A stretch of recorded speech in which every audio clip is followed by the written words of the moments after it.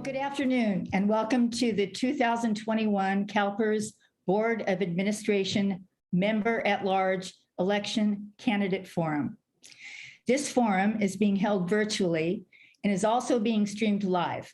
I'm Paula Lee, a member of the League of Women Voters of Sacramento County and the forum's moderator. The League of Women Voters is a nonpartisan, nonprofit organization of women and men. Our mission is to encourage participation in government through education and through advocacy. The League does not support, oppose, or evaluate political candidates or parties. However, we do take positions on public issue ballot measures and legislation based on our studies. If you're interested in public policy at any level of government, consider joining the League in your county. This forum conforms to our policies for a fair, unbiased, and nonpartisan forum. The CalPERS board makes important decisions about your future, your pension, and your health benefits. It's in your interest to know who these candidates are, what they stand for, and how they relate to you. Before we begin, I'd like to mention that during the forum, you may submit questions for the candidates to the League by email at forums, F-O-R-U-M-S, at lwvsacramento.org. That's forums at lwvsacramento.org. We already have a good number of questions. These questions will be sorted by League members, Roseanne and Bill, so that we can get through as many topics as possible. We do not direct questions to individual candidates. In this election, there are two open positions, position A and position B. Each position has two candidates running.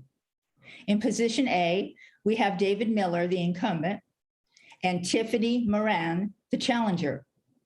In position B, we have Margaret Brown, the incumbent, and Jose Luis Pacheco, the challenger. Ballot packages containing your ballot, a return envelope, and each candidate's statement were mailed to you on August 27th. These ballots are due September 27th in order for your vote to be counted. Active and retired members will be able to vote online at www.calperselections.com. You can vote by phone at 833-442-4829 or by mail. All this information is available in your ballot. To vote online or by phone, you'll need your PIN, which can be found on your official ballot. Retrieving your PIN is fast and easy if you visit calperselections.com and click on Forgot Your PIN. For further assistance, call the CalPERS Board Election Call Center at 877-610-8637. Now, the format for today's forum will be as follows. Each candidate will make a 2-minute opening statement. Questions will be asked in rotational order, and each candidate will have 1.5 minutes to respond. We will wrap up the forum with a 1-minute closing statement by each candidate. The League's timekeeper today is Charlene Jones. She will let the candidates know when they have 30 seconds left to respond and when their time is up. They'll get the stop sign. Opening statements will be given by candidates in alphabetical order by last name, and closing statements will be given in random order. So let's get started. We'll start with an opening statement from Ms. Margaret Brown. Ms. Brown? Thank you, and thank you for the opportunity to participate in this forum. My name is Margaret Brown, and I am your advocate on the CalPERS board. I was elected 4 years ago for my educational and work qualifications. During my 27-year career, I safeguarded billions of taxpayer dollars, leading complex capital building real estate, and infrastructure programs for public school districts in California. The planning, budgeting, financing, and investment records were transparent and reviewed by boards, auditors, and independent oversight committees. I'm very proud of many no exception audits. As a longtime CalPERS watchdog, I have done everything within my power to ensure that CalPERS business is conducted in an open, transparent, and impartial manner. There must always be independent voices to create balance. I research issues, listen to stakeholder concerns, create opportunities for debate, support prudent investment strategies, and hold CalPERS management accountable. I am a strong force on the board, fighting for your retirement and healthcare security.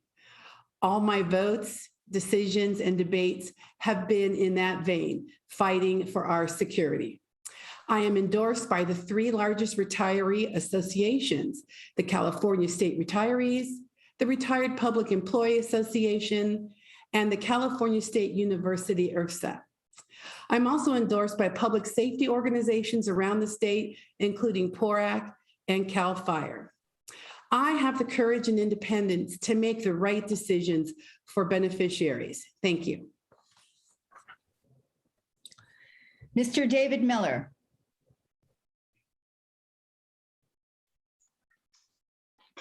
Hello, thank you everyone for joining this forum. I don't have a real formal prepared statement, but I do want to just speak a little bit kind of off the cuff. I'm sure you've all got your ballot packages, and some of you may have already voted. Others may be waiting for this forum. You'll see in there the statements from the candidates, and I won't repeat everything that's on my statement, but I'll highlight a few things. I've been active defending public employees and their benefits for over 30 years. I've served as a union president, a bargaining chair. I've served in almost every role within the California Association of Professional Scientists over the years, negotiated with every governor since Governor Duke Majan up until Newsom. I still serve as a member of the board of directors for my union. And over the years, whether it was fighting Pete Wilson's attempts to raid our pensions or fighting to get the Pension Protection Act put in place, I've demonstrated a long-term commitment to public employees and fighting to protect their hard-earned benefits. As far as my formal qualifications that got me elected on the first ballot with 64% of the vote, I have a background in science. I'm a professional scientist. I have a strong analytical background. I also have an MBA from a top 20 bricks and mortar program. But what really sets me apart and what's really critical on the CalPERS board isn't technical knowledge about finance or investments or healthcare, all of which I have, but what is most important is integrity and commitment and conscientious behavior, working to be prepared for meetings, working to learn from staff and stakeholders what their priorities are. Thank you, Mr. Miller. Thank you. Your time is up. Oh, thank you. Tiffany Moran. Hi, my name is Tiffany Moran. Thank you for having me here. I appreciate this opportunity. A little bit about myself. I'm born and raised here in Southern California. I'm a second-generation police officer, followed in my dad's footsteps, and was a police officer for 13 years until, unfortunately, I had to medically retire in 2017. At that time, I began doing labor negotiations for some local public safety groups here in Southern California, where I successfully negotiated multiple contracts, raises, healthcare increases for their members. I have a master's degree in public administration and am currently going back to school for accounting. And I also hold a certified fraud examiner certification. When I was a police officer, I investigated financial crimes, fraud, forgery, embezzlement. So I have a unique background when it comes to investigations and fraud and corruption. So the biggest thing for me going forward was doing negotiations and hearing about the unfunded liability and employers not giving raises to their employees because of these things. And so I just want to be a common sense voice on the board. I want to be transparent and be held accountable to all members. As a third generation CalPERS retiree, my retirement will actually go to my children. And so the sustainability of the fund is very important to me as it will go to my children someday. So 100% funded is most important to me. And again, I think my fraud and investigative background would be a good asset of diversity on the board. And Mr. Jose Luis Pacheco. Thank you. Thank you very much. Good afternoon, and thank you for having me here today and to answer your important questions about protecting your pension and healthcare benefits and taking an interest in protecting your hard-earned benefits that you rightly deserve. My name is Jose Luis Pacheco, and I'm running to represent you all on the CalPERS Board of Administration to protect your pension and to protect your health care benefits that you rightly deserve because you were promised to have this as a public employee so you could retire with dignity and with respect. Right now, our benefits are under constant attack by those who wish to take our benefits away from us. And CalPERS members depend on our benefits. And this is basically a life or death situation. Actually, a billionaire is trying to propose a measure to dismantle our bargaining, our union, our negotiations, and our pension and our healthcare benefits. That's completely wrong, and I will lead the fight to educate the public about this promise that we made to public employees, like classified employees, and our frontline workers, like our firefighters and our law enforcement officers.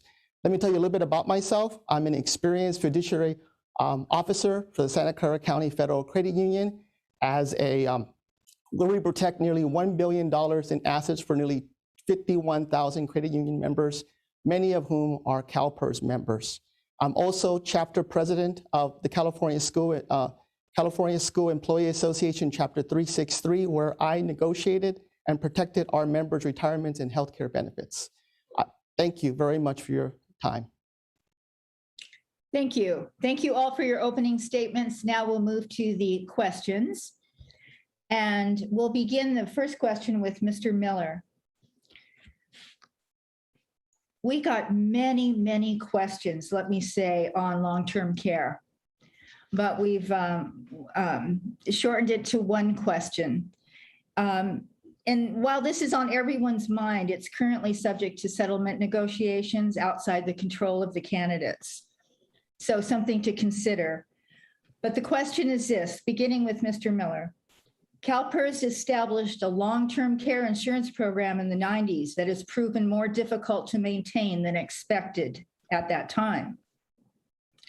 CalPERS now proposes rate increases or benefit reduction in an effort to make this program sustainable, but many are unhappy with these choices.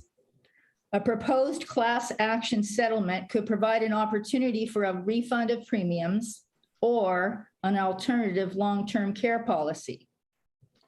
How will the potential settlement for long-term care alter CalPERS' financial position within the long-term care fund and overall? Could it threaten the retirement fund? Mr. Miller. Okay, a very thoughtful question. I will preface it by saying because we are in litigation and settlement talks, I'll have to be rather general with my remarks.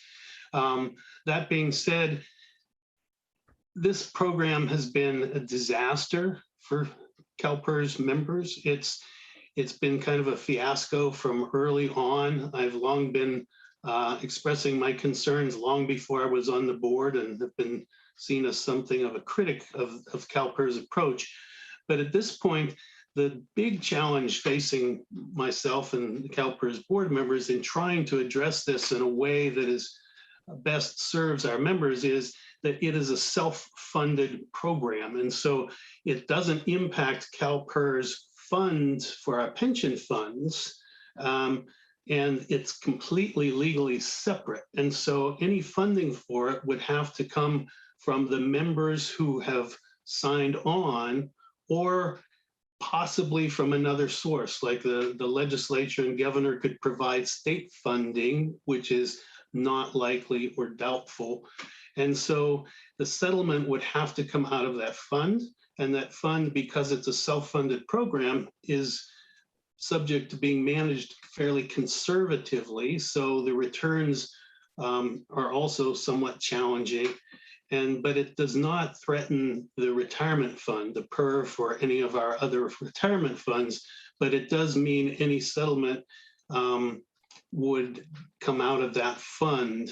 And Thank you, that's Mr. the Miller. challenge. Thank you. Ms. Moran. As far as the settlement threatening the fund, I don't have the answer to that. I haven't been on the board, so I haven't been in any of the closed session discussions. But my understanding is that members have the option to get all their money back. So it may not affect the fund, but it's definitely going to affect the long-term care program if members choose to get their premiums that they've paid all these years. And I mean, it's concerning that a member is told one thing when they retire and opt into a program, only to have these 83%, I think is the number, increase over the year. I don't think that it's fair. Looking at the government code that regulates this system, it doesn't seem like it's the legality of this program has been operating in the confines of the law, which is also concerning. But to answer the question, will it threaten the fund, the retirement fund? No, but it definitely will have an effect on the long-term care program moving forward, depending on the options that the stakeholders choose to do going forward. Mr. Pacheco. Yes, thank you very much for allowing me to answer this question. Yes, I've received a number of phone calls about this particular issue with the long-term care. And yes, it has been flawed from the beginning. The actuarial assumptions that were set to set this long-term care program were flawed, and it's set into motion where we are today. And what in terms of its self-funded issues, yes, it is a self-funded program, but there are mechanisms in place that we could use right now to try to address it. And one of the major mechanisms for the long term of the fund is to address getting additional actuarial studies that would address this issue and getting more data so that we, as fiduciary board members, can make strategic long-term decisions on this plan. As we gather more data, this data would help us revamp the product design. But lastly, I want to mention too is that we made a promise to our long-term policyholders that this was going to be there for them, and because of how it's been increasing, it is wrong that it's led up to this place, because we made a promise to our classified employees that this was going to be there for them so they could utilize it in their advanced years. Thank you. And Ms. Brown. Thank you. Let me first start out by apologizing to the policyholders of long-term care with CalPERS. I know that in the 90s, there was a big sales push to get members, whether or not they were CalPERS or not, they just had to work for an agency to get long-term care. And many members signed up for long-term care as a safety net. And with these giant increases, it's really pulled that safety net out from most of the long-term care policyholders. I would say that 80% of the calls and emails I received from people about this election are distraught and distressed over what's happening with the long-term care. First and foremost, the class action settlement will not impact the retirement fund. It's a separate entity and it's not part of it. But more importantly, we're not really sure what's going to happen. Policyholders have to opt in or out, take a choice, but CalPERS can back out of the settlement. That's the way it's drafted, and I think that's problematic. But more importantly and more recently, we've heard that the legislation that was passed in the 90s that implemented the long-term care plan was supposed to be using a commercial carrier. And if CalPERS had used a commercial carrier, it would have fallen under the Department of Insurance, and there would have been a safety net for policyholders, and it's a problem. Thank you. Thank you. Okay, next question, we begin with Ms. Moran. CalPERS has recently enjoyed good investment returns, but is still not fully funded to meet all of its obligations to present and future retirees. What specific actions would you ask the board to take to meet this goal? I believe going forward, the board has to put their trust in staff and let them make good investments, nothing that is politically or socially motivated, keeping your personal feelings aside and going forward with the facts, making sure that the staff has the tools necessary to make those investments, whether it's hiring people in-house to make these choices so that better investment choices are made. We want something that's going to yield high returns. We want to meet our annual benchmarks, and just going forward, asking questions, but allowing staff to do their job, I think is the best thing for making sure that we're going to continue to see good investment returns going forward. Mr. Pacheco. May you repeat the question again, please, Paula? Yes. CalPERS has recently enjoyed good investment returns, but still not fully funded to meet all of its obligations to present and future retirees. What specific actions would you ask the board to take to meet this goal? Yes, thank you for that question. So the most important thing that I think we need to do, and it's extremely important, is the selection of the next chief investment officer.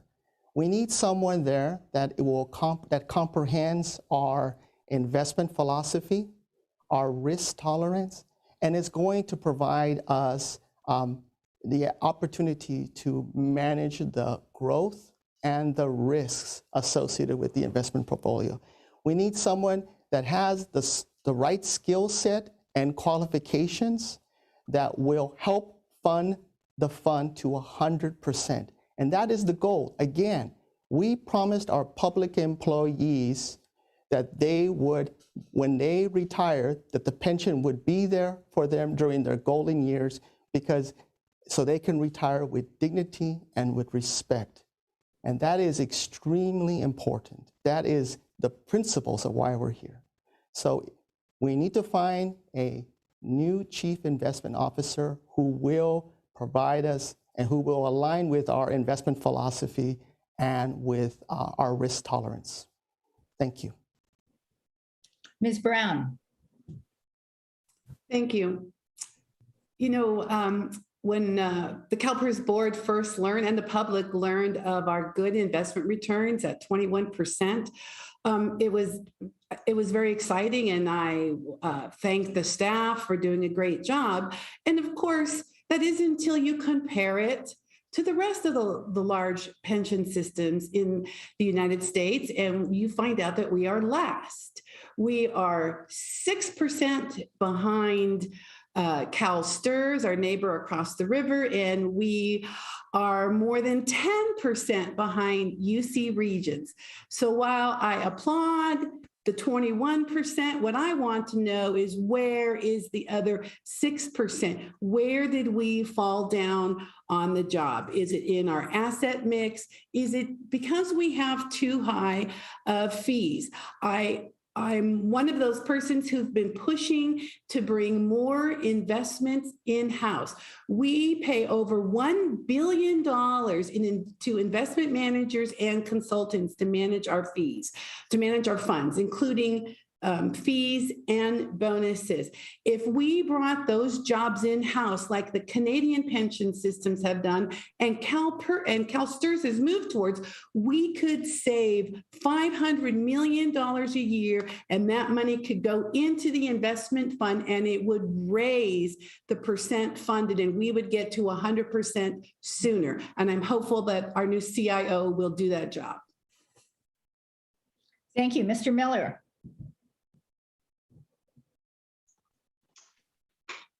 Yeah, this is the fundamental issue for us, is how do we optimize risk-adjusted returns to keep paying benefits long into the future and to improve the funding status of our fund. And a big part of it versus some of our competitors is our risk appetite over the years.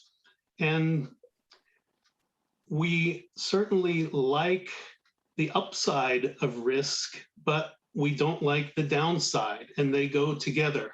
And so, for example, we have not deployed as much, not even met the targets we've had for private equity, which has been by far our best performing asset.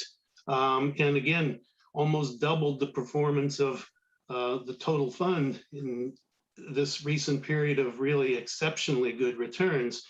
So as we go into our asset liability management cycle, to take the leadership and to really look at increasing our deployment to private equity, private debt, the areas of alternative investment where the market is really going and becoming more important and stronger to our long-term performance. Thank you. Okay, next question. We'll begin with Mr. Pacheco.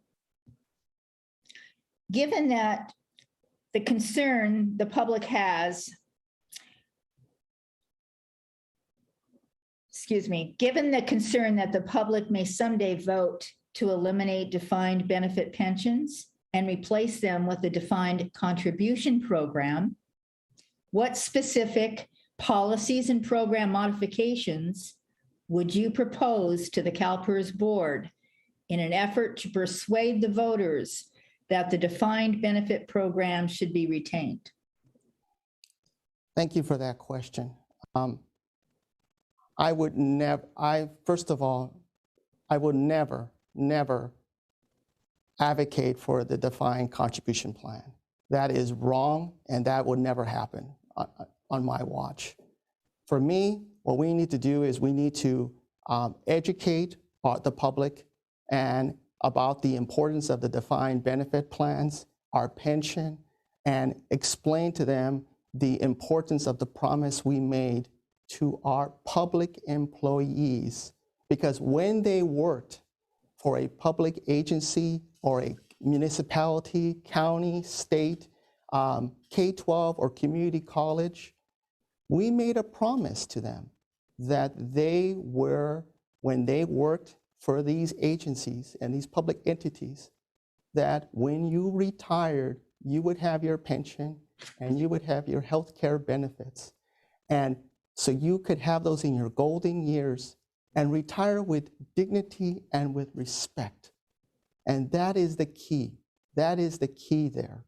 So that is what I would support, and I would continue to be a fighter and bring that fighting spirit all the way to the CalPERS board to defend our defined benefit plans.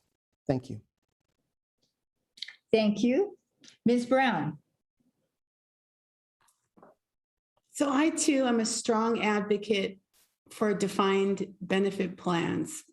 Part of the reason many of us stayed in public service was for those pensions that we were going to receive. We earned less money and we took a lot of guff but we stayed in it in part because we loved the work, but the other part was for the pension and the health care that some of us would earn.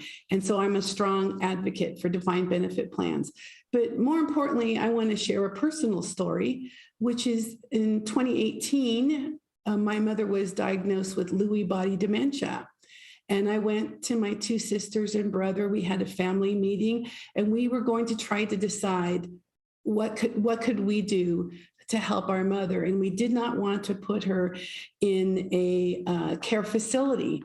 And it was decided because I had a pension and I was over 55, I could retire and take care of my mother. And it's because of that defined benefit pension that I could actually stop work and keep our mother in her home until she passed in December of 2019. So no matter what, I'm an advocate for defined benefit plans.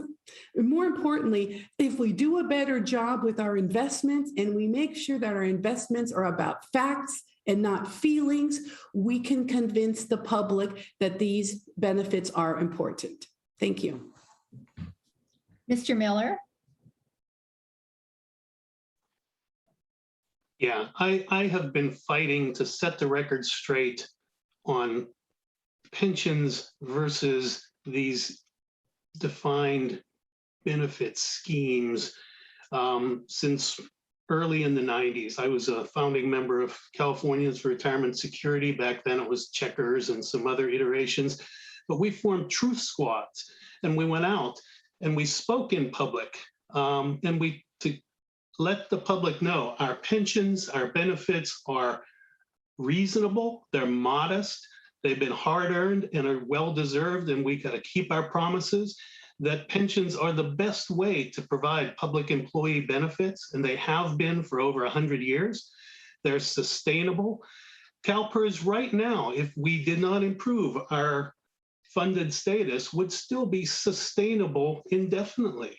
There's no reason for us to sit back and let politicians, particularly from the right, try to take the benefits from our members that they've earned. There's been a concerted attack on public employees and their benefits, and we need to continue to push back and set the record straight and fight to keep them. Thank you, Ms. Moran. I too myself believe in the defined benefit contribution plan. Moving forward, I think the best thing to do to retain that current model is educating the public. As a public servant, I truly didn't understand how the system worked, and looking into it further, especially with PEPRA, employees are paying into it. So sometimes the public thinks that this is just all government funded taxpayer money that's funding all these workers, and it's not. These employees are paying their hard-earned money towards that. And while it's not a defined contribution plan, it's better. And that's why a lot of people get into public service, is because they want that safety and security. You know, myself, I got into it because I saw my grandmother was able to retire early on and spend time with her kids and her grandkids because of this system. And so I think just being able to retain it, it's educating the public and letting them know that these employees that are receiving this benefit are paying for it. So going forward, that's just my thoughts on how to retain that current defined benefit plan. Thank you. Okay, next question. We'll begin this one with you, Ms. Brown. Audit reports of CalPERS funds are not available for public review. Do you think they should be? Why or why not?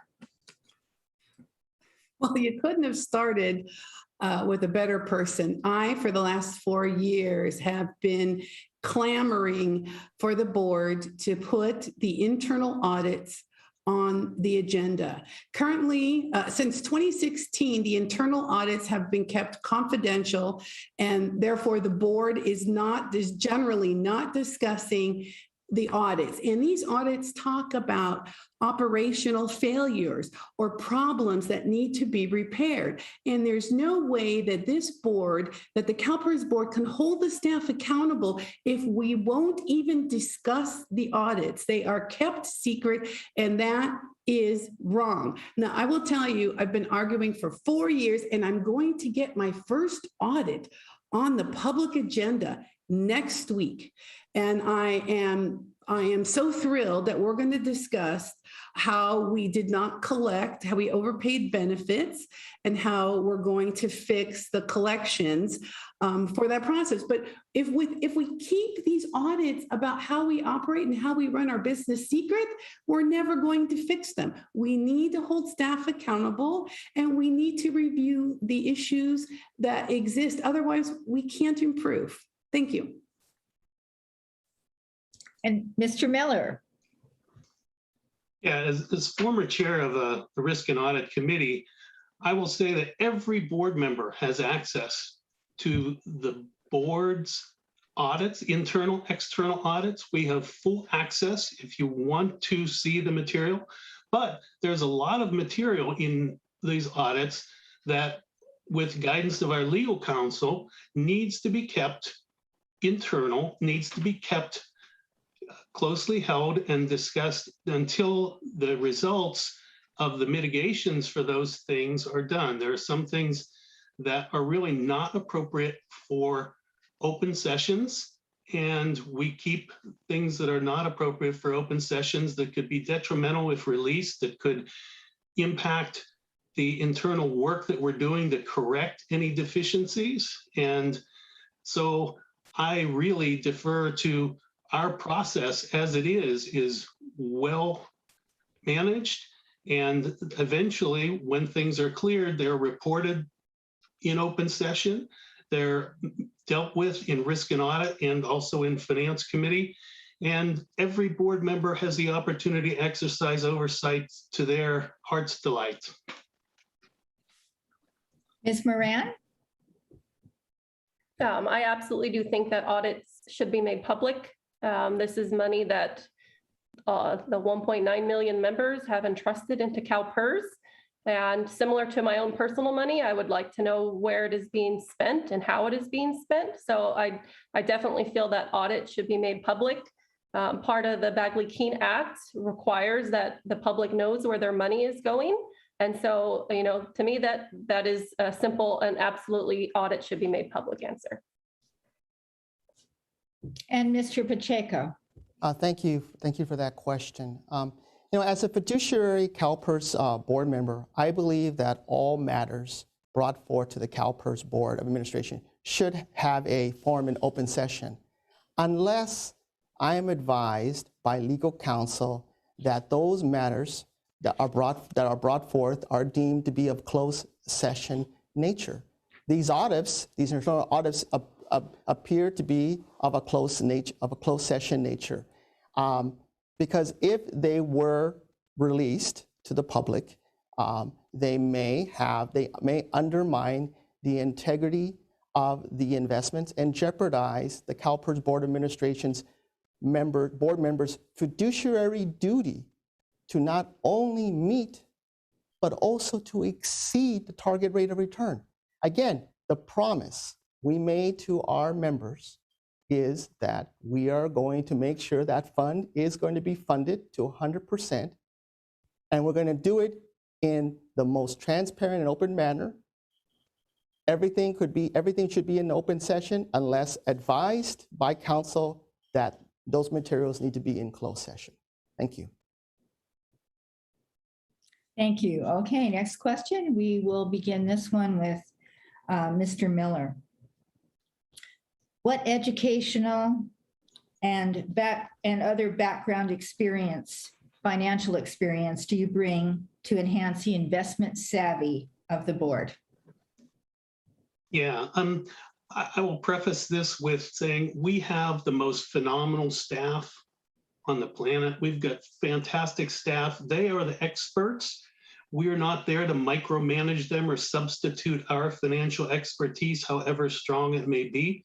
So that said, I have a background in science. I'm an analytical person. I have a master's degree. I focused in international financial management from the University of Pittsburgh, which at the time was one of the top 20 bricks and mortar MBA programs in the heyday of MBA programs. I've served as president and treasurer of my union.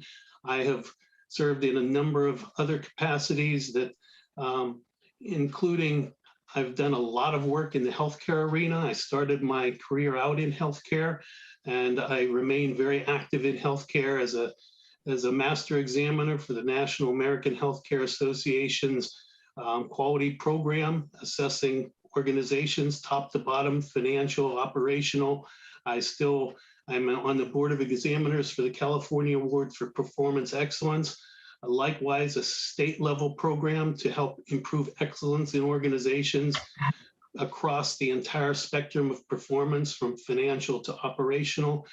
And I bring those experiences to CalPERS, but more importantly than academic credentials and classes that I've had is really bringing integrity, bringing a focus on the members. Thank you. Ms. Moran? Hi, so I have a master's degree in public administration, a bachelor's degree in interdisciplinary studies. I'm currently going back to school for an accounting degree.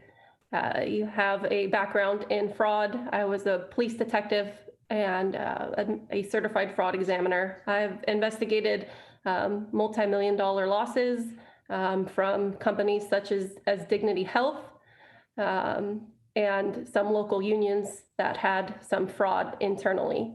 So my financial investment is not necessarily up to par like some of the other ones, but I doubt that any of these members had any of that experience before they sat on the board of directors.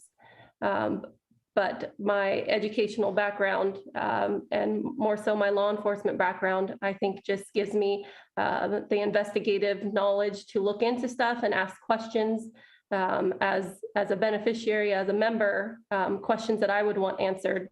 And while I have faith that CalPERS hires staff to make good choices and good investment decisions, I think that having a different scope and a different lens to look at things is going to be beneficial.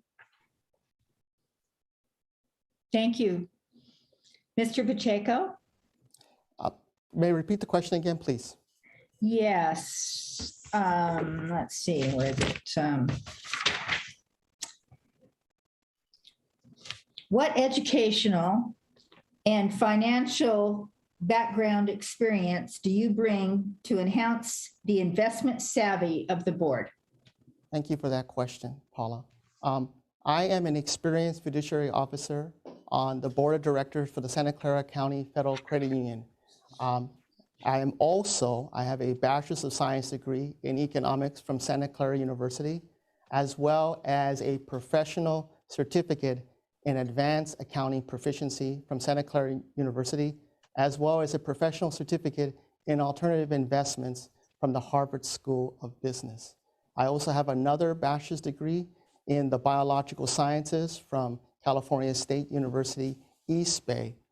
And I also serve as president of the California School Employee Association, Chapter 363, where I sit in a negotiation committee and where we fight for our employee benefits and our retirement benefits for our members there.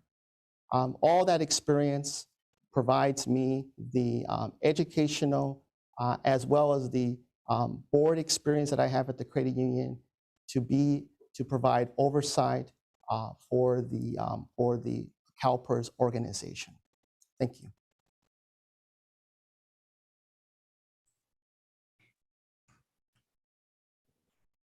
Thank you.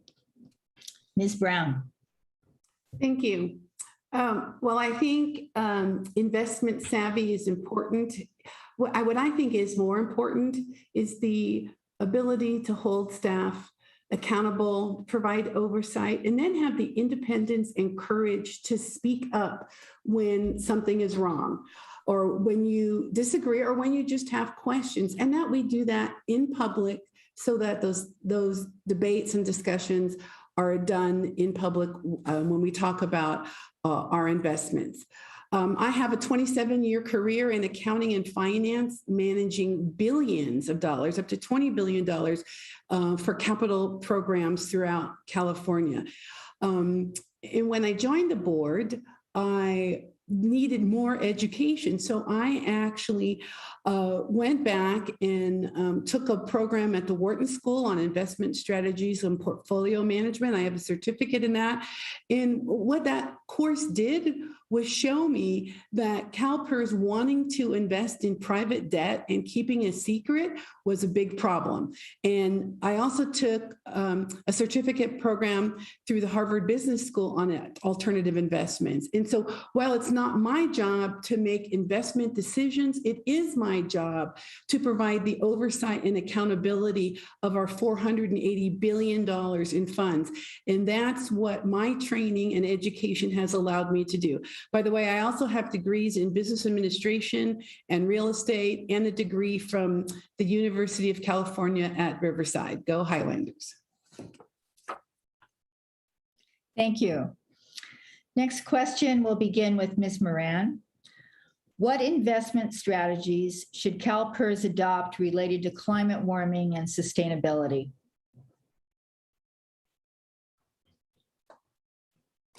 I think that CalPERS should continue doing what they are doing with letting the staff make those choices. I don't think that CalPERS should invest solely on political or social issues. I think that if the numbers are there and that the investment professionals think that investing in climate change and global warming is going to be beneficial to the fund, then by all means, the staff should do that. But I don't think that it's the board's job to direct it unless it's an issue of something being illegal. If it's illegal, then the fund should not be investing in it. They should let staff make those choices moving forward. And Mr. Pacheco. Thank you, Paula. Again, please repeat the question one more time. Yes. What investment strategies should CalPERS adopt related to climate warming and sustainability? Thank you for that question. First of all, I want to mention that the climate change is real. It's affecting our environment. It's affecting our generation and will affect future generations, and it needs to be addressed. Moreover, there has been a study that actually came out from the Principles of Responsible Investment that has told us that if we don't address this issue, it is going to have detrimental effect on these high carbon asset class companies.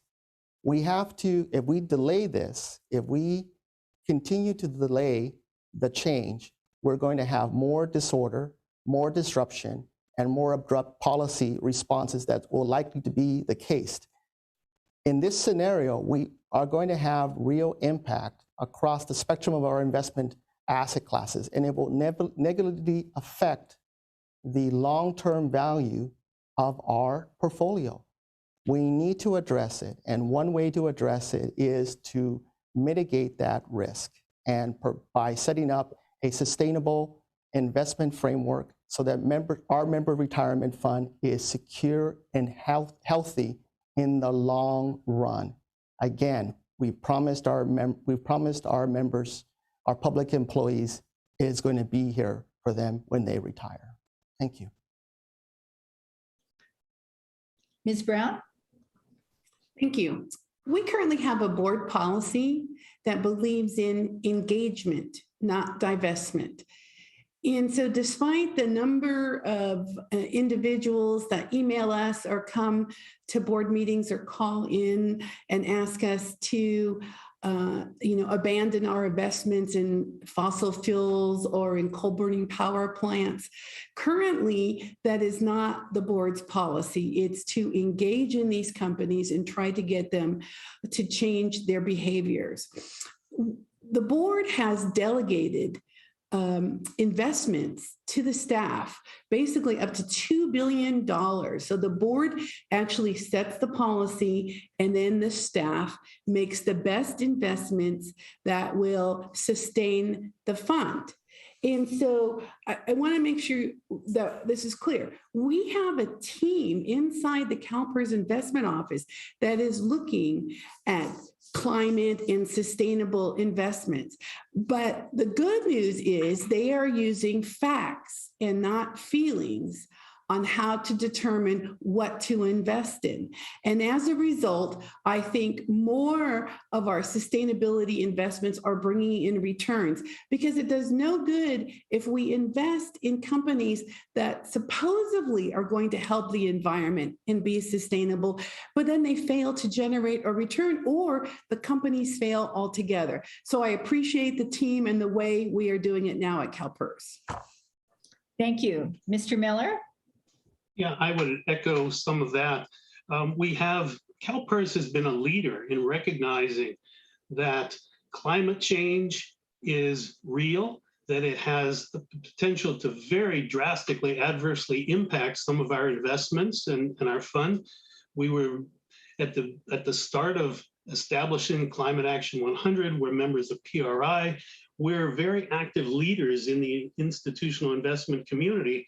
And I'm happy to say that leadership has been followed, and now you're seeing even the big financial services firms are stepping up to the plate and saying, look, this is not about feelings, this is not some hippy-dippy stuff. This is about hard facts and hard financial realities that some investments, especially in a diversified portfolio where we want to be in the energy sector, we want to be in real estate, if we don't recognize the potential impacts in terms of risk mitigation of climate change, we will be in big trouble. And our staff are really taking that to heart and applying that across ESG, across environmental factors, across social factors, across sustainability and good governance. They all make hard economic sense and lead to better returns.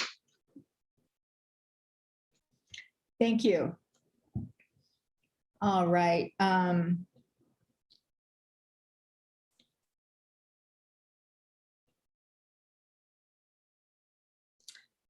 We're going to begin this one with Mr. Pacheco.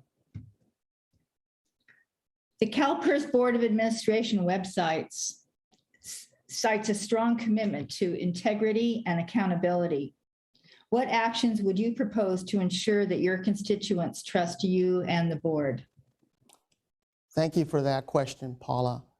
Yes, the transparency and the integrity of our website on the CalPERS needs to be improved. I think that there has to be more information that needs to be pushed out there. And what I would suggest we do is we create, we provide, like for instance, the board meetings.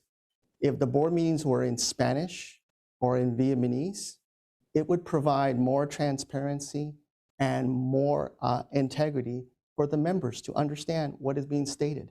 I come from as president of the California School Employee Association, Chapter 363, many of my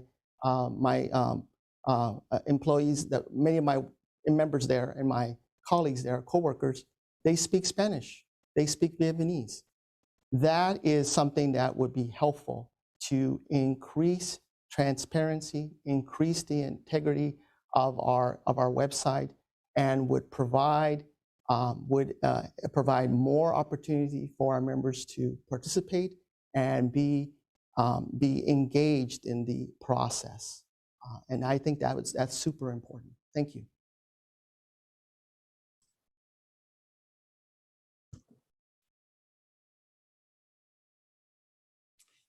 Thank you.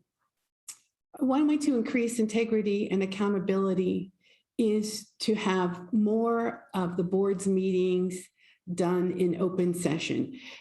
Many times you can log on to the board's webcast to watch the meeting, and we may be in closed session for hours upon end.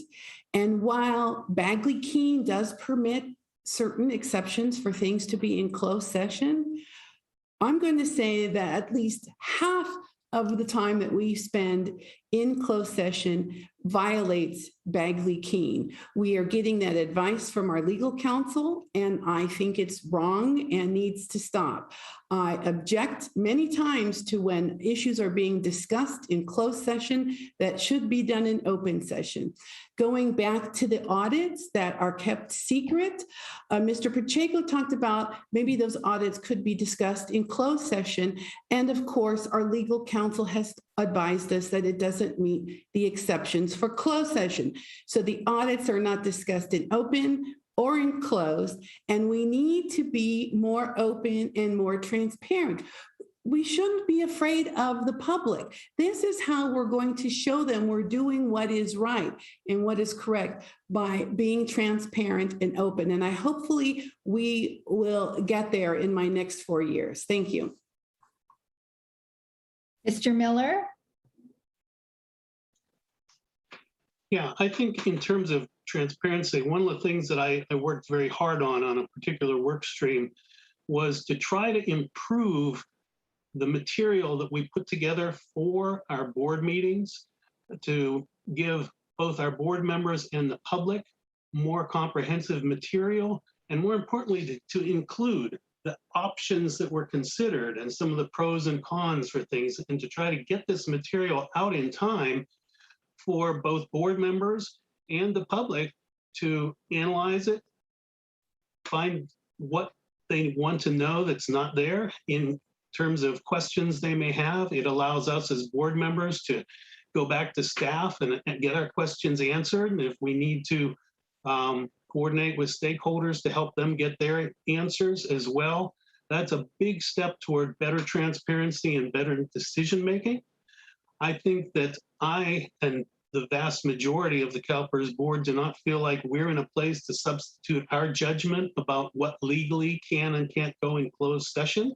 I would disagree, and I believe that when it comes to matters of strategy on healthcare, strategy on investments, that sometimes we have to take that time because we can't do it in open session and we can't do it in bits and pieces because of Bagley-Keene. So closed session is where we have to have those comprehensive discussions.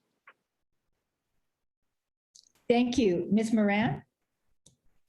Thank you. I believe that accountability, transparency, integrity are all we have as board members, and the members put their trust and their faith in those elected individuals that are on the board. And I think one way to, I think the question was to enhance the trust of me as an individual and as a board. I think it's to have open dialogue and let the members and the public know what is going on. And I think that one of the things that hinders that trust and accountability is a lot of the closed session items that the members feel should be done in open forum. And I think being held accountable and having members reach out to me. I know personally I've had multiple emails and calls over the last few months, and I've responded to probably all of them. If I missed a couple, it wasn't on purpose. But I think that just being accountable, I'm honest when people talk to me. In law enforcement, integrity is all we have. It's doing the right thing when no one's watching. And it's something that I've always strived. It's something that growing up in a law enforcement family was always pressed upon me. So I think just continuing to have dialogue and be transparent with all the members will help enhance the trust on the board.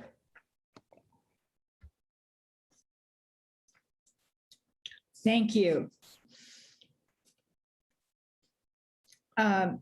Next question, we'll begin this one with Ms. Brown. Can you hear me?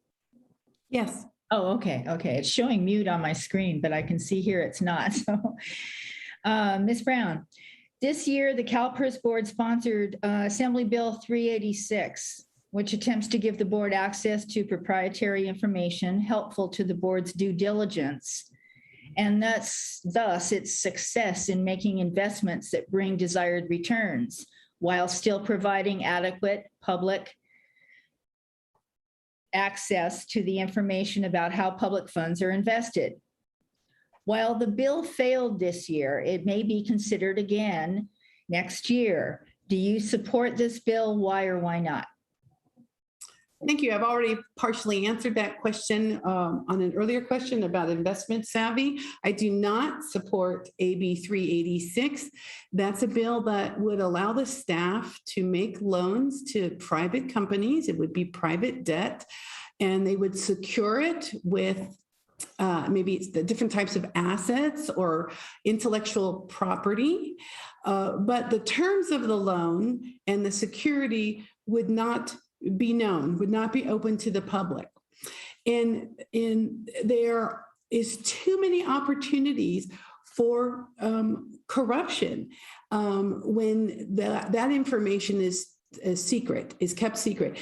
And even if you tell the board, let's say I learn about this, but if it's confidential information, I can't share it with anybody. And it's a problem. And I learned about the issues with private debt from the courses I took at Wharton and Harvard.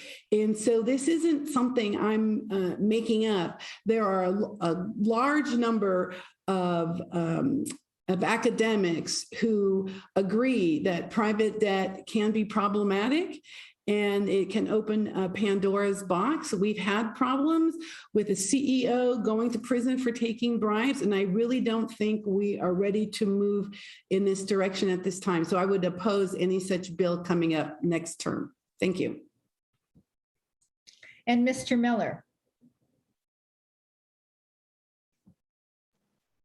Thank you. Yeah, I have basically the opposite view on this one. Private equity and specifically private debt is really critical to achieving the kind of returns we want to achieve. The real question is, do we bring it in-house where we have the expertise and we have the underwriting capabilities to do it? Or do we continue, because this bill did not take away our ability to do it or our historical dealings in this segment, but I'm kind of offended that it would be implied that our staff, our fine staff, would be more likely to engage in corrupt behaviors, and that we need to, take this attitude about our staff versus the financial service industry people and the managers who we now will have to be paying big fees if we want to access this segment. I think we should have it in-house where we can apply our underwriting standards, our investment beliefs, our values, and have transparency, term sheets that board members can look at and see. No one will deal with you if you make their term sheets public. You simply cannot do private lending in those circumstances. So we would have to have it outsourced to managers who would then keep that information closely held. So we have more access, more transparency if we bring it in-house and do it that way. Ms. Moran?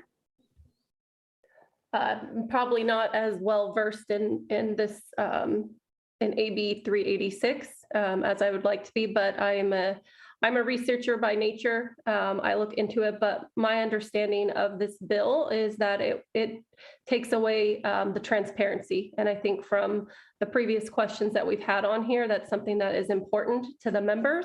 And so I would not support anything that's going to hide or have it be secret, any type of investments. I think that we have a right to know where our money is being invested in. So if that's this bill comes back through and it's in another type of a secrecy type bill, I would not support it.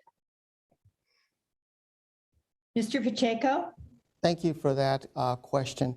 I'm supportive of giving CalPERS more tools and more so that to increase our return in the investment. AB 386 was a bill that would have allowed CalPERS the ability to lend out money at a healthy interest rate to companies that would be required to put up significant collateral that would have lessened the risk for CalPERS members. That doesn't mean that CalPERS must make these types of loans. It is the job of the CalPERS board to decide if the loans or the investment makes sense. As a CalPERS board member, I would never support something that would put our earned dollars at risk. But it is misguided to oppose CalPERS having the ability to use a potentially lucrative financial product. Thank you. Okay, Mr. Miller.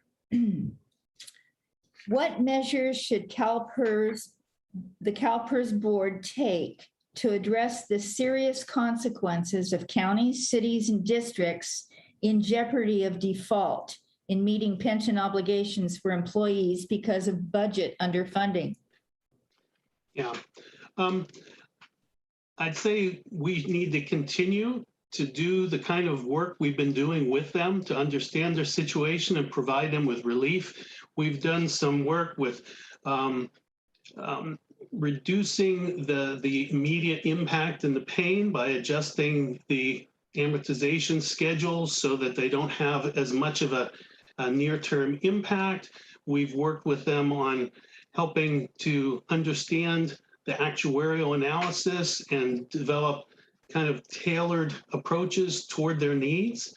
In the bigger picture, we need to be able to support them in communicating with their public and their employees about the value of public employees with pensions and with benefits that will ultimately be sustainable so that they don't rush toward alternatives that won't make long-term sense and won't be good for both their tax-paying public and their members, like defaulting to some sort of investment schemes that put the risk on their employees, such as defined contribution plans, or worse yet, they don't try to go the route of reneging on their promises to their employees by filing for bankruptcy or other drastic approaches. Thank you, Ms. Moran. Thank you. From an employee standpoint, I worked for a city that filed bankruptcy. And this was a big concern for myself as well as all the employees of the city. The city wasn't paying their pension obligation for a while. I know that was something that my union and all the other unions in the city talked to CalPERS. It was through communication and hard work and some of the other amortization type schedules that were able to get us back on track. But there were several months where our city didn't pay our pension obligation, and it was very concerning. So I think measures that CalPERS would need to take to fix that is communicating and talking with these cities. And if they're having budget deficits and they're unable to meet that, figuring out a way to make it affordable, because these members rely on their pensions for the future. They are paying out of their paychecks going forward. And so I think it's important to just have an open dialogue and have communication and figuring out solutions that would be best for each of the individual cities or counties. Mr. Pacheco. Yes, Paula, thank you for the question. This is important because we have to help our local governments and our municipalities on this issue. It is really comes down to education. Educating the governments, the local governments, on providing them with the additional resources and tools needed so they can get educated on how these actuarial studies are put in place. But moreover, we need to educate the public employees as well and understand, so they understand the whole situation as well. It is a matter of education, and that is the key to having some resolution to this. And it's extremely important. Again, as I mentioned earlier, we have to make sure that we educate everyone about this because we made a promise to our public employees that the pension would be there for them in their golden years so they can retire with dignity and respect. Thank you. And Ms. Brown. Thank you. While we do have actuaries that work very closely with cities and counties and local agencies to help them come up with a plan to meet their obligation. The real backbreaker here is the unfunded liability when CalPERS comes up short on meeting the 7% discount rate. So I want CalPERS to do a better job with its investments, and we can do that by hiring a CIO that wants to train and establish managers in-house. So we take away the $1 billion+ we give to consultants and investment managers, and we keep those jobs in-house, and that will create higher returns. I also want to see CalPERS control costs in terms of unnecessary travel, like trips to the Vatican or international trips that are unnecessary in order to operate CalPERS efficiently. We need to put a halt to that nonsense.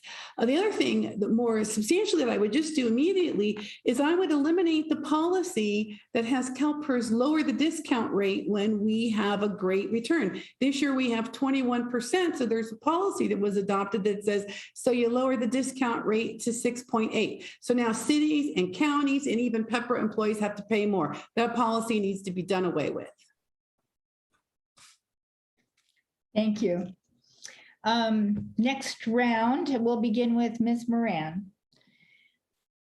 Although investment returns cover the majority of CalPERS obligations, the defined benefit pension and healthcare benefits for public employees exceed similar benefits for many other California workers.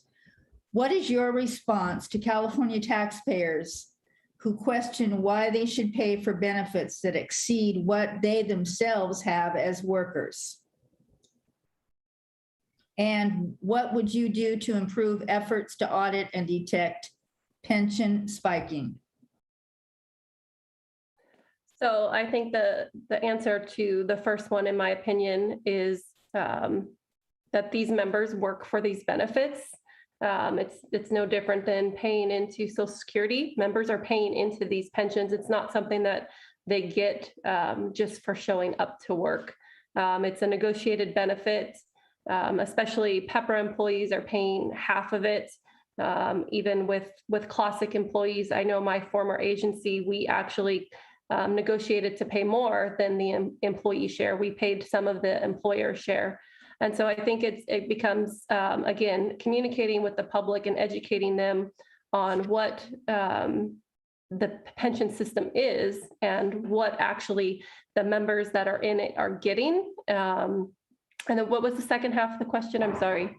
It was, what would you do to improve efforts to audit and detect pension spiking? Again, I think that comes to in-house, just making sure that the CalPERS staff has the employees on staff that are able to do that going forward, and making sure that they have the resources that they need to ensure that that's not happening, that pension spiking isn't going on. Mr. Pacheco? Thank you for the question. Can you repeat the question again, Paula, please? I'm sorry. Yes. Although investment returns cover the majority of CalPERS obligations, the defined benefit pension and healthcare benefits for public employees exceed similar benefits for many other California workers.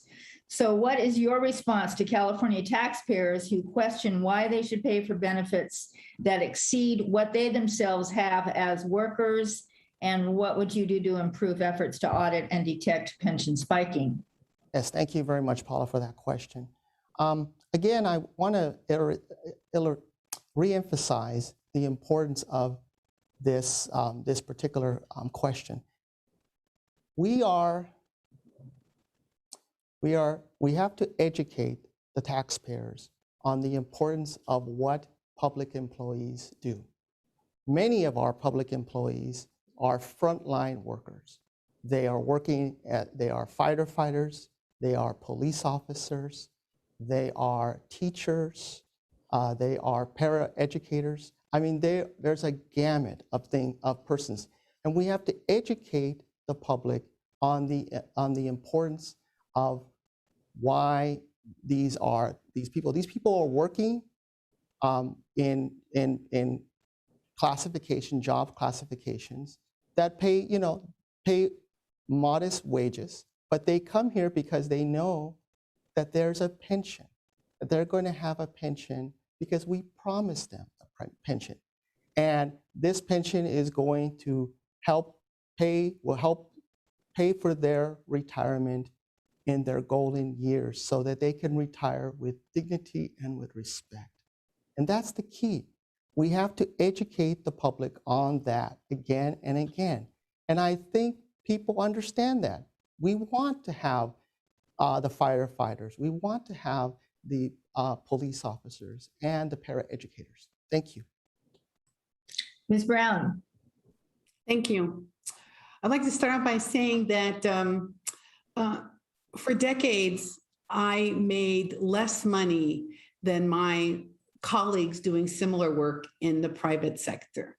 While they were receiving much higher pay and bonuses, I made less money, but I stuck in the public sector because of my pension. And as a number of times I went into the private sector for a year or two and then went back to public sector for the benefits, for the paid holidays, for the paid vacation.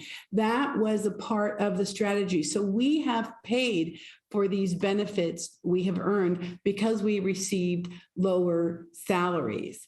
What would I do to halt pension spiking? I want to, in addition to pension spiking, other waste, fraud, and abuse that's happening, I'd like to see the CalPERS board create the position of an inspector general. I know that the board president, Henry Jones, has asked about bringing on an inspector general. I fully support that because the IG can do a lot of investigation that currently staff or the board does not do. My understanding is staff doesn't want the IG position, but I think we need it. You know, we've had an employee steal $685,000 and she still hasn't been arrested. You know, we need an IG and we need help at CalPERS. Thank you. Thank you. Mr. Miller. Yeah, I would say that in the big picture, the question isn't really why do we have the benefits that we have worked for and earned. In terms of total compensation, most public employees are not compensated even in total comp as well as their private sector counterparts. The real question is for the private sector employees, it's like, what happened to your pensions? What happened to your health benefits? What happened to your salaries and wages? How have you slid so far down in the last 30 or 40 years where union membership is down? People are working for really, especially at the lower end of the pay scale, terrible, barely survivable wages, having to shift the cost of their healthcare benefits to the workers, having defined contribution, if any, retirement security. That's a disaster. As for spiking, I think it's the reforms that address most of the most egregious spiking have been very effective. I still think that, particularly in local government, some of the salaries and some of the positions, but even that has been limited by the reforms that Governor Brown put through.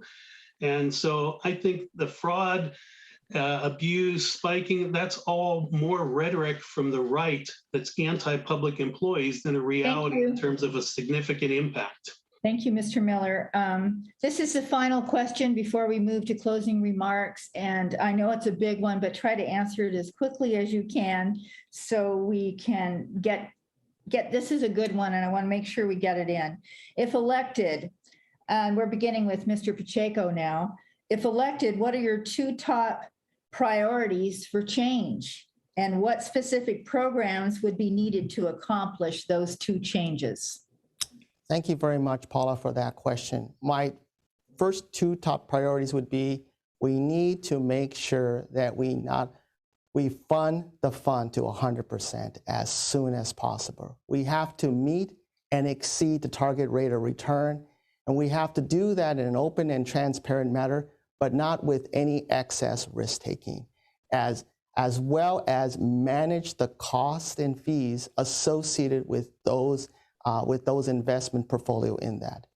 Second is we have to address the rising cost of Medicare, medical cost.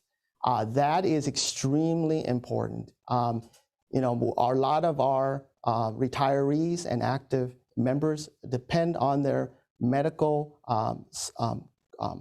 services and products, and it's really important that we address that.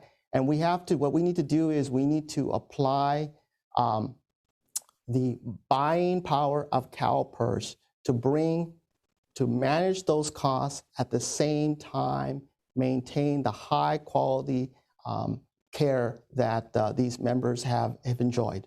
Thank you. Thank you, Ms. Brown.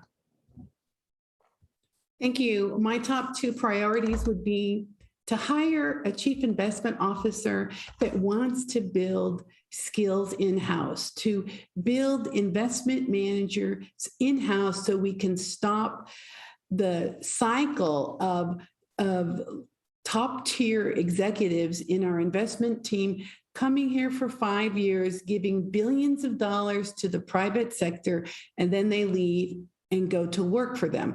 I'm not saying it's pay to play. I'm saying it looks like a conflict of interest. So hiring a CIO that wants to build a team in-house. The second and most, I think it's more critical, would be that we stop having so many closed sessions, that in fact we do CalPERS business in open session, unless it's absolutely necessary, unless there's an investment decision or a personnel matter. That business needs to be done in public. For those of you who don't know, our chief investment officer resigned suddenly, and there had been investigation going for months and months and months, and the majority of the board was never told.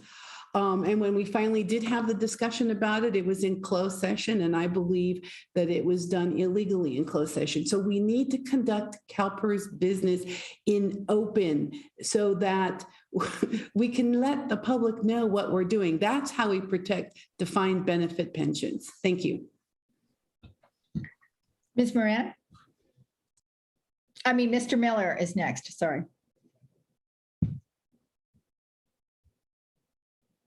Mr. Miller, you're muted. Oh, there we go. Okay. So for me, optimizing our investment returns, and what that means is we have to get our pins under us in terms of private equity. We need to do much better at deploying private equity. We need to, in the long run, I think, continue to increase our allocations to it. And that means we have to continue to build a team, and we have to not restrict our staff from doing private equity deals, from doing private debt deals, that we need to go forward with that. And so that's a super top priority that underpins the performance of the whole fund. That's really where the gains will be in the long run, and we can't meet our targets without it. So the second thing is access to affordable quality healthcare, particularly in our rural areas. And the big focus there is access and having the availability of the providers and the physicians, but also the cost of pharmaceuticals that is the biggest driver of overall costs. I'm looking forward to someday where we don't have to deal with middlemen, pharmacy benefit managers, and we can drive that with our size and scale and reputation. Ms. Moran? Thank you. I think my top priority is to ensure that CalPERS is sustainable, that they're making good investment choices, that with private equity, I'm not opposed to it, but I think it needs to be done in-house where the fees can be managed. So I think that that is a top priority. The other one, as a medical retiree, I think healthcare is super important. That's probably my next biggest priority. I know the region ratings, I got asked about this a lot. And, unfortunately, the cost of certain things in Southern California are cheaper because there's more hospitals available versus, some of the more urban outside areas throughout the state, that they have to pay more for the same healthcare that I would be receiving down here. So ways to make it more affordable for all members, I think, is super important going forward. Thank you. And now we will move to closing statements, and we'll begin with you, Ms. Moran. Thank you. I appreciate this time that we were able to come here, talk about our positions and what we bring to the table. And so I will just leave everybody with this, that my fraud and forgery and law enforcement background would bring a unique perspective, have more diversity on the board. I don't think that there is anybody with my background on there, which I think leads to a greater diversity and being able to look at things from a different lens going forward, and being able to ask questions that maybe somebody else wouldn't think of. And I think that having that, not having groupthink, I think going forward is something that would be beneficial to the board. Thank you. And Ms. Brown.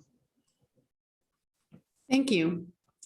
CalPERS reels from scandal to scandal with a head in the sand board who seek to punish anyone trying to address issues. But worst of all, for more than a decade, CalPERS has failed to generate the investment returns that our own calculations have determined are needed to fund our pensions. We need serious, courageous people protecting our retirement benefits. I am a mother, a grandmother, a CalPERS retiree, a widow, a cancer survivor, and a Latina. My only agenda is to fight for your retirement security, and I would appreciate your vote. You can reach me at www.electmargaretbrown.com. Thank you. Mr. Miller. Thank you. This is a critical time. It's a critical time for the nation, for our state, for CalPERS. We're going into our asset cycle where we allocate, and it's really important for us to have leadership that is experienced, that is knowledgeable, that has fought for public employees and public employee pensions and benefits for decades. And that's what I bring. I bring a scientific background. I bring a unique blend of experience and education. I've been serving on the board. I've been serving with Californians for Retirement Security. I've been fighting this fight for many, many years, and demonstrate the commitment, the integrity, the experience to continue to serve as your representative on the board, putting you first, putting your benefits, your pensions first. And I ask for your vote to continue that difficult and challenging work. Mr. Pacheco. Yes, thank you to the League of Women Voters for hosting this forum, and the public employees and retirees who take an interest in protecting your hard-earned benefits that you rightly deserve. The reasons why I fight so hard for our benefits is because it literally changed my life. My parents were farm workers, and we lived a modest life. And after a medical accident, our lives were completely upended. Our lives changed after my mother became a union member of the Communication Workers of America, and her benefits completely changed our lives and allowed me to advance into the middle class.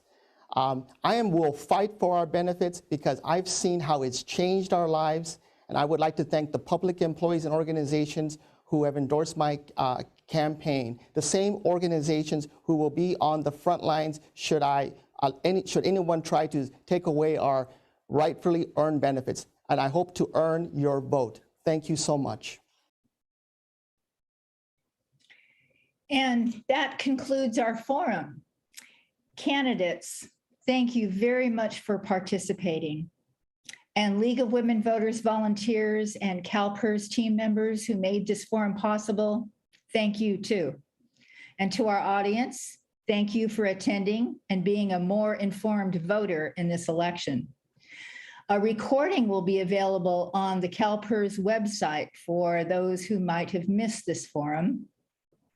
And as another reminder, you may submit your vote by phone, online, or by mailing in your ballot. Votes must be received no later than September 27th in order to be counted. Thank you again, and good afternoon.